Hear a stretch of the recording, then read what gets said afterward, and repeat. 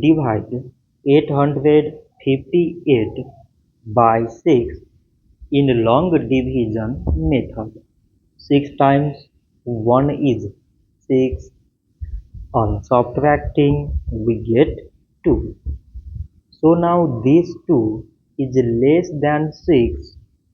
So we put down this 5 and it is 25. 6 times 4 is 24. On subtracting, we get 1. So again this 1 is less than 6.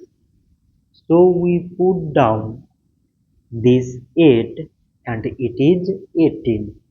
6 times 3 is 18. On subtracting, we get 0. So 858 divided by 6 is 143.